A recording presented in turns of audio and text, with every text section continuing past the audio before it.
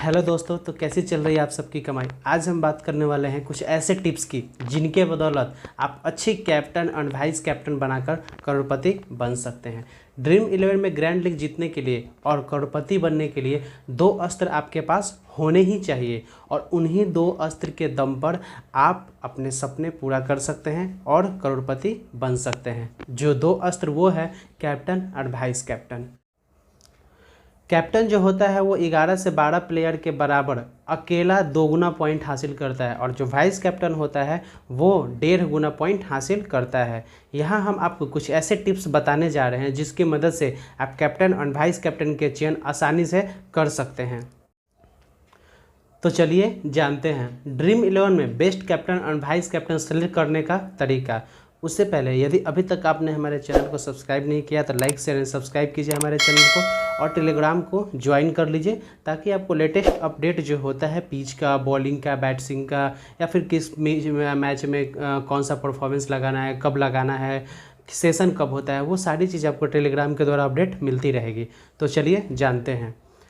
हमारा first number 1 का जो पॉइंट है वो है स्मॉल लीग। ड्रीम 11 में स्मॉल लीग में जनरली ऑलराउंडर को बेस्ट कैप्टन और वाइस कैप्टन के रूप में फिक्स करते हैं, लेकिन मेरा मानना है कि सेम मैच के कंडीशन पर ये ज़रूरी होना चाहिए। ऐसा नहीं है कि आप कोई भी ऑलराउंडर को कोई भी मैच में लाएं और उसको कैप्टन और वाइस कैप्टन के रूप में बना दें। ये बिल्कुल भी सही नहीं होता, ये तरीका ही बिल्कुल गलत है। मेरे हिसाब से वो सेम मैच में उसके कंडीशन के हिसाब से ही ये ज़रूरी होनी चाहिए कि आपको कब और कौन से कैप्टन और वाइस कैप्टन सेलेक्ट करनी चाहिए। इसका एक रीज़न ये है कि कैप्टन और वाइस कैप्टन के लिए बॉलर और बैट्समैन का होना ज़रूरी होता है, क्योंकि ऑलराउंडर जो होता है वो लोअर डाउन में रन हिट्स करने और स्ट्राइक रेट को हाई करने के लिए बुलाया जाता है या फिर अपने रैंकिंग के हिसाब से आता है वो। इसलिए कैप्टन और वाइस कैप्टन H2H लीग के लिए मोस्ट ओपोनेंट टीम होते हैं। नंबर 2 में है ग्रैंड लीग मतलब GL। इसकी बात करें तो इसमें कुछ स्ट्रॉमी ओपनर बैट्समैन होते हैं, जैसे कि आपको एग्जांपल के तौर पे बता देते हैं।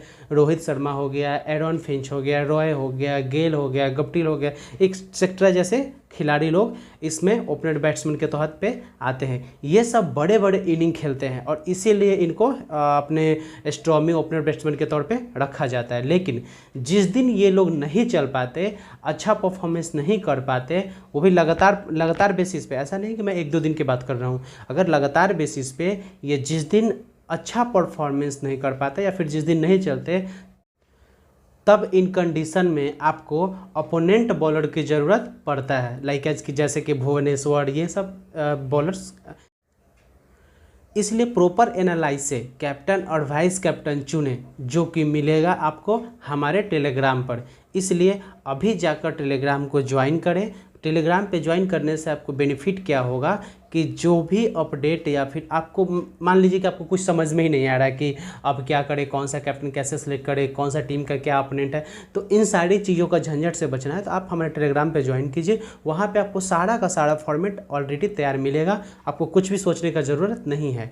तभी आप ड्रीम 11 में ग्रैंड लीग से लाखों जीत पाएंगे। अब बात करते हैं कुछ other important tips for captain and vice captain के बारे में। मान लीजिए कि मोहम्मद अमीर को आप कैप्टन एंड रोहित शर्मा को वाइस कैप्टन बना देते हैं, जो कि आपके स्क्रीन पे चल रहा है, आप देख सकते हैं।